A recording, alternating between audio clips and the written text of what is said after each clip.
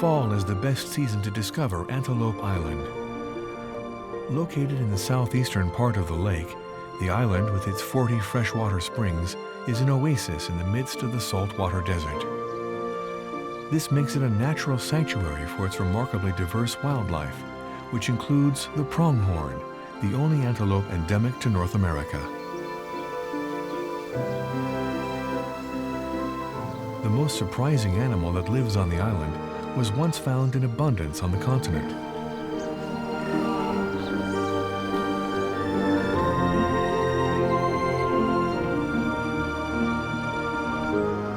Just 200 years ago, 50,000 bison still roamed the American plains.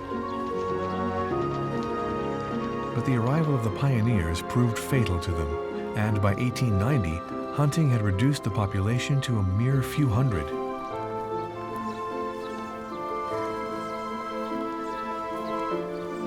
President Theodore Roosevelt took the initiative of reintroducing the species in certain protected zones.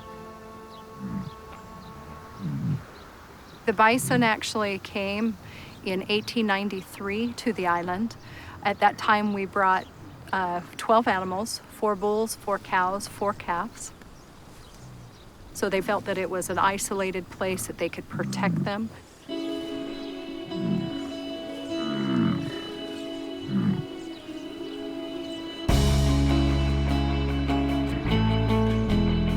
Today, over 600 bison live on Antelope Island, the largest herd in North America.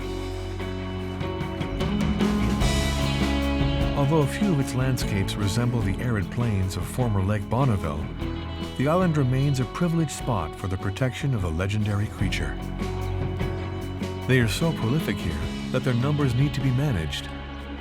This has spurred the Great Buffalo Roundup that is organized on the island each year. Okay, when we get them up in the corrals, all right, you'll have fences on both sides. We've got to push 600 buffalo through a 30-foot gate. So once they get going through the gate, back off, all right, and just let them go. Once we get them going, just take it easy. They'll all walk in. Each year, hundreds of volunteers flock to Antelope Island from across the United States to participate in the roundup. A number of bison will have to leave the island, but which ones? The bison are herded towards corrals where they can be examined and sorted.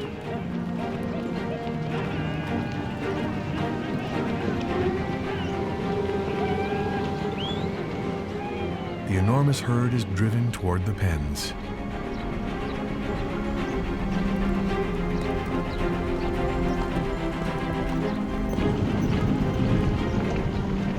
The bison are selected according to genetic criteria. There's a lot of bison these days that have bovine genes in them, bovine being cow or cattle genes. So what we want to do this year is we'll auction off anything that we find bovine in, and to get a pure bison herd, which would be fairly unique throughout the country.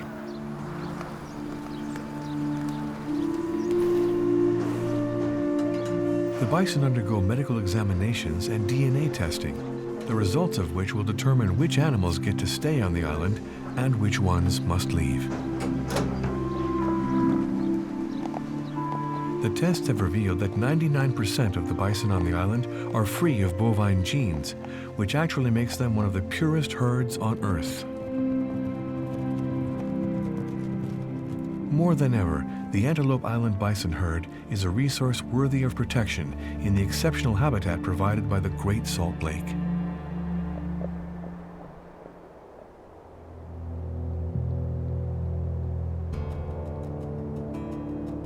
Autumn is drawing to a close, and life in and along the lake is gradually changing. In the north, the heavily salted water glistens bright pink, while in the south, the water has been cleared of its algae and presents a clear blue shade.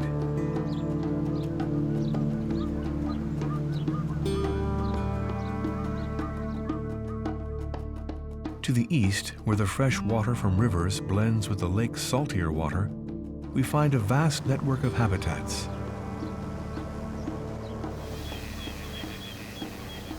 These wetlands are a refuge for over 200 varieties of birds, but are also one of the spots most susceptible to drops in water level.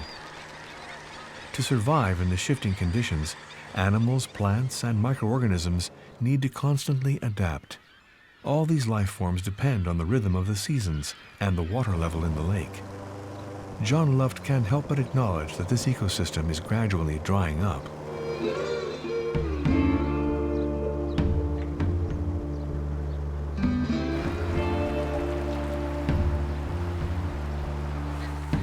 As the season draws to a close, we find the largest bird population up in the northeast, near Bear River Bay, in the marshes where the vegetation is lush and the water less salty. Temperatures are dropping, and the water will soon freeze. For some birds, this is their last chance for a good meal. The Bear River Refuge is the largest wetland in the Great Salt Lake ecosystem. For biologist Howard Browers, it is time to take the final counts of the year.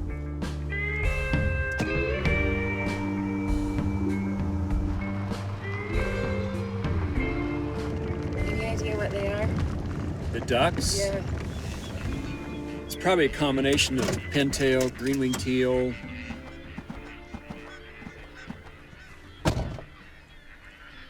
This is a pretty neat time to be on the refuge during the fall migration. I actually did a count just a couple of days ago, and on this unit, we probably had close to 40,000 birds, mostly ducks. In another 6 weeks or so, the refuge will be frozen, and then pretty much everything is gone. The resource that we're trying to manage for is the amazing water bird, particularly resource shorebirds that use the Bear River and the Great Salt Lake ecosystem. All of these birds depend greatly on the Great Salt Lake ecosystem for not only breeding, but for feeding during migration. And the Bear River is a significant part of that.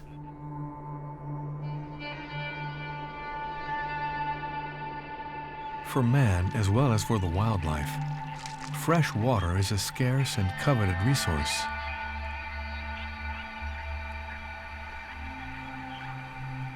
The priority is rarely given to the lake's ecosystem.